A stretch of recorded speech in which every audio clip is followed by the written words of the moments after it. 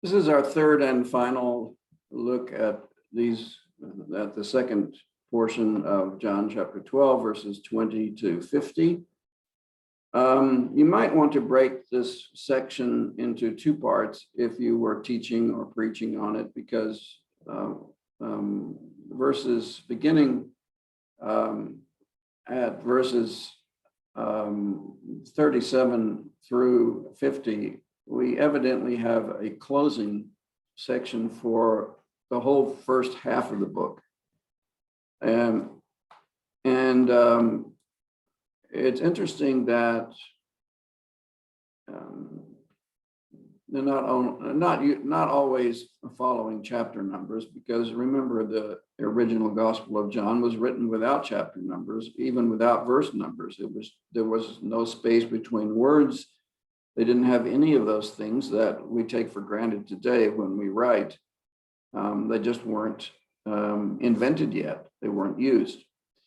They just had lines of capital letters across the text, and that made it, of course, very difficult to copy. So we can be very grateful for those scribes who, over the centuries, copied and copied and copied again by hand.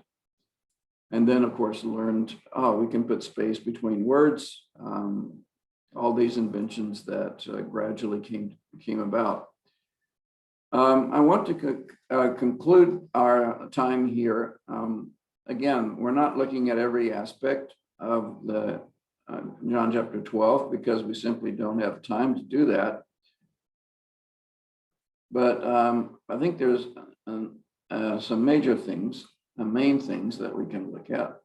And so again, I'm turning you to this portion, especially beginning at verse 37, but I want to point out one particularly important translation, and that is this hina in verse 40. I think is key to our understanding, because very often this hina is translated as a purpose statement. Remember that we have different uses of the subjunctive, and one is purpose. Very often we have hina with the subjunctive to share purpose. But hina with the subjunctive can also simply be result, not purpose. And I would plead with you to understand this hina as a result and not a purpose statement. With the result that with their eyes, they are not seeing, they don't see, aorist tense. So we won't use the progressive. They don't see with their eyes. They don't hear with their ears. They don't understand with their heart. And they don't turn in order and that I might heal them. In other words, if we say hina is purpose, it would be saying that God purposely hides, purposely doesn't want some people to believe. So he speaks to them, for example, in parables so that they won't understand. But that doesn't make sense. For one thing, parables are stories. And Jesus told stories in order to make the truth plain, in order that people would come and ask him, what are you saying with the story? Explain the story to me. And his disciples, of course, did that. And the story was meant to illustrate. Illustrations are meant to make plain. Jesus did not speak the truth in order to hide the truth. He spoke the truth using stories, using every method he could. But the result was for many, and is still today for many, that they hear the word, they hear it explained, but the result is their hearts are hardened. We have this verb in verse 40, eporosen.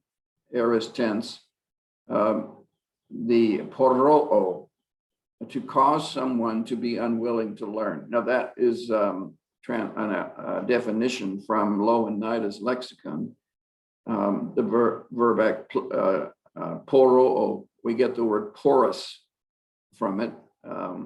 Some rocks are porous. They have air, a lot of air pockets in them, and so they're lighter if they're porous. But the idea of porous came later. The poroo means to make hard. And as they translated here, it caused someone to be unwilling to learn. Now, yes, there is a sense in which they are made unwilling to learn, but it's not the purpose, Hina. It is the result. God speaks his word. The result of that word is that they don't listen to it. The result of that word is they don't come into the light. They remain in the darkness. Notice how often in these verses that there's a reference to light and a reference to darkness. And again, to close this section, in general, there are two different groups. As we saw in the first part of the chapter, we have this family in Bethany, and we have Mary pouring out her life savings, breaking an alabaster jar, a very precious jar of ointment, worth thousands of dollars in today's money. Maybe, perhaps even, we could say $1 million. Everything she had, I don't know how much she had saved up, but she poured it out at the feet of Jesus in worship. Because her love, her devotion, she recognized that at this particular moment, this was what was needed. This was what God wanted. I wouldn't say that God always wants us to pour out our life savings, to give away everything. He didn't say that to Zacchaeus. Zacchaeus gave a significant amount back to the people he had cheated, but not necessarily everything. With different people, Jesus has different requirements. He knows that we need to save up for our children, or to help our parents. Those are responsibilities that we have, and in the New Testament, they are made clear. So we aren't responsible to save. There's a lot said about money.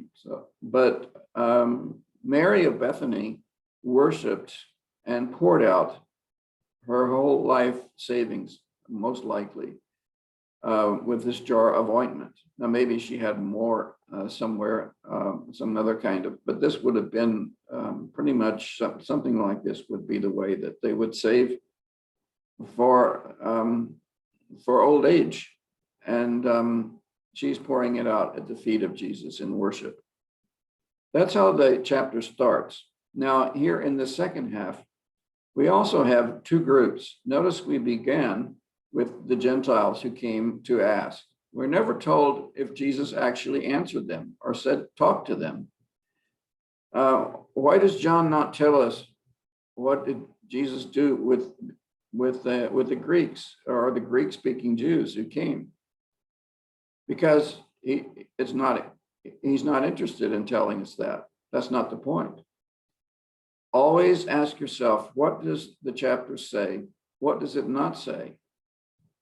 Because what it doesn't say will be just as important as what it does say. What it doesn't say will point us toward the main thing that we're supposed to learn. He's not here talking about what did he say to the Gentiles who came. What it is saying is that the Gentiles are coming to Jesus. And we know from the book of Acts that many of the Gentiles will come to Jesus. Many of those who are not the closest ones, not the ones who memorized the Old Testament, not the ones who knew the scriptures by heart, not the Pharisees, but others who didn't yet have the word of God, didn't yet even have one part of it, didn't have Genesis, didn't have Exodus, didn't have the scroll of Isaiah. They had to purchase these at great cost to themselves, portions of the scriptures. But these will come. So we're in this section, we're being pointed out finally that here again, there are two different groups. As we had in the first part of the chapter, we had the family of Mary, Martha, and Lazarus, whom the Pharisees are trying to kill, the poor man. He just got raised from the dead, and now they're trying to kill him again.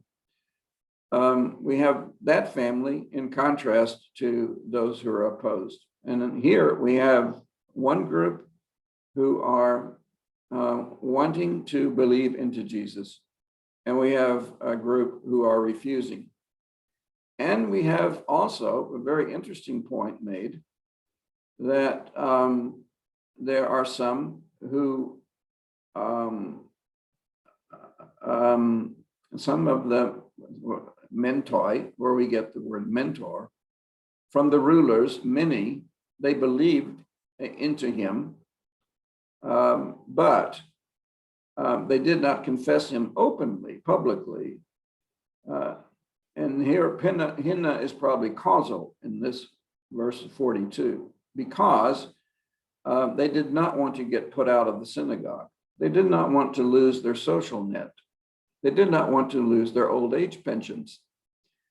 If they were put out of the synagogue, they didn't belong anywhere. They lost their identity.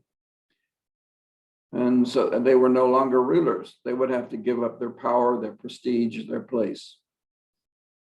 Were they still Christians? Probably so.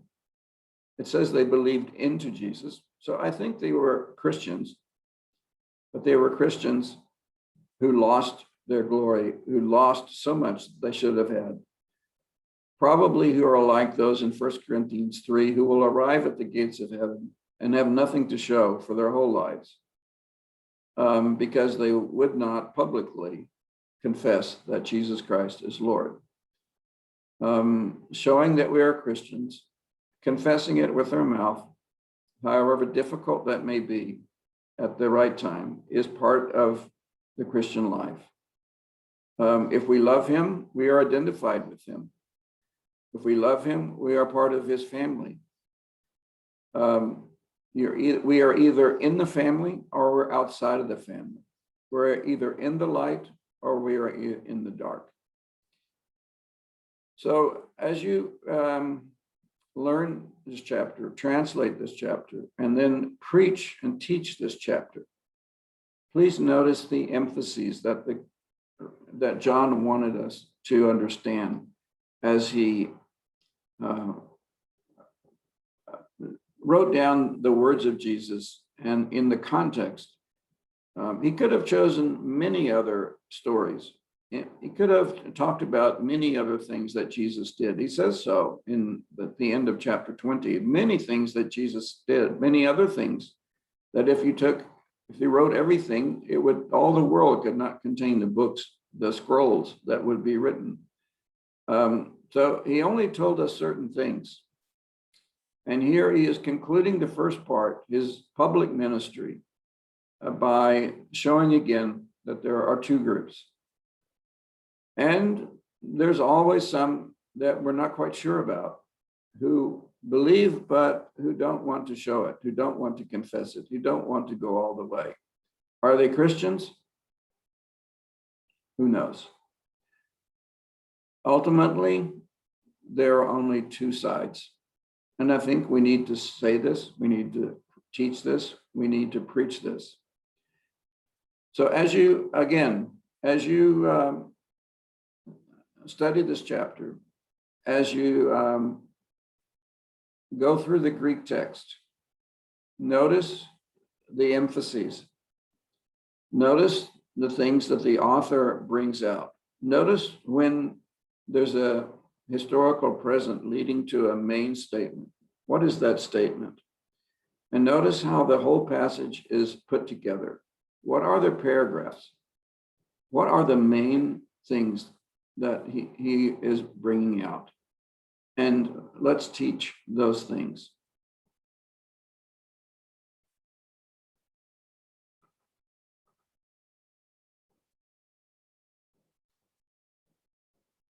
By the way, just to end, I forgot to tell you that we're here in San Francisco, California, in our background. I chose this time because our son and his wife are soon moving. And by the time you watch this, maybe already in California, not in San Francisco, but about 3 or 4 hours drive away in the forests of Northern California, teaching at a university there. So I was thinking of him as I chose this background for this last segment. God bless you. God bless you as you share his word.